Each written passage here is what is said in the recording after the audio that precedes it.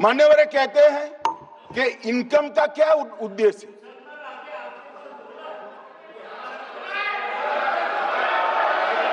बैठ जाओ।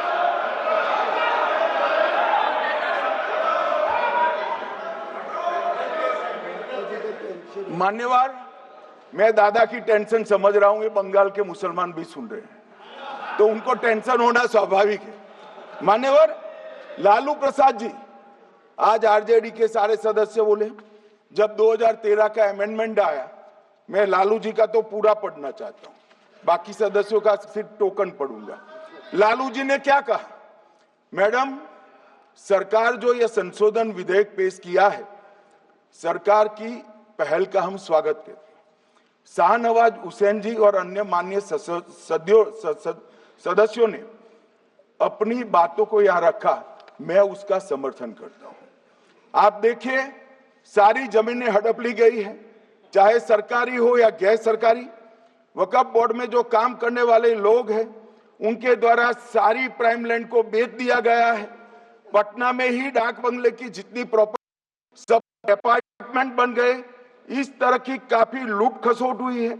हम संशोधन विधेयक तो आपको अंत में लाए हैं, समर्थन करते हैं, लेकिन मैं चाहता हूं कि भविष्य में आप कड़ा कानून लाइए और ये जो चोरी करने वाले लोग हो उनको जेल की सलाखों के पीछे। अब साहब, लालू प्रसाद की इच्छा इन्होंने तो पूरी नहीं की, नरेंद्र मोदी जी ने पूरी कर दी। ये लालू जी ने कहा था एक कड़ा कानून लाइए। मान्यवर शरीफुद्दीन शरीफ, उन्होंने कहा मंत्री जी समझते हैं कि शायद इससे मुसलमानों का वोट मिल जाएगा, लिहाजा मुसलमान लोगों ने भी खुद ही तबाही मचाई है, इसलिए मैं गुजारिश करूंगा कि इसके लिए आप सख्त कानून बनाइए, उनके हाथों में हथकड़ियां पहनाइए और जो उनके कब्जे किए हैं वो जमीनों बेचकर गरीब और तलाकशुदा मुस्लिम बहनों का कल्याण करिए।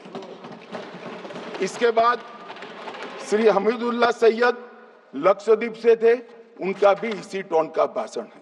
और मान्यवर, मैं आज की बात नहीं कर रहा हूं, 2013 का जो बिल कांग्रेस पार्टी लेकर आई, इसके विरोध में इनके समर्थकों ने जो कहा था, मान्यवर ये है। और क्या होगा भाई इससे? पारदर्शी ऑडिट होगी, आज ऑडिट ही नहीं हो रही।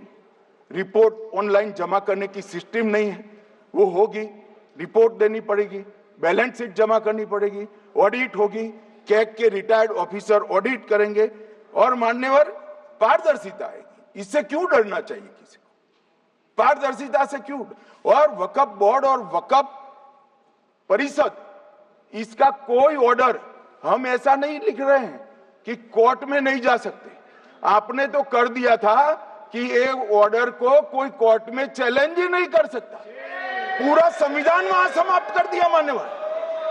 और मान्यवर, हम तो इसको कहते हैं कि कोई भी चैलेंज कर सकता है कायदे की अदालत में।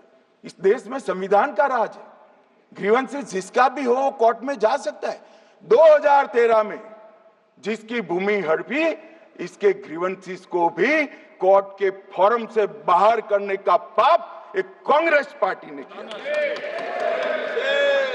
मान्यवर,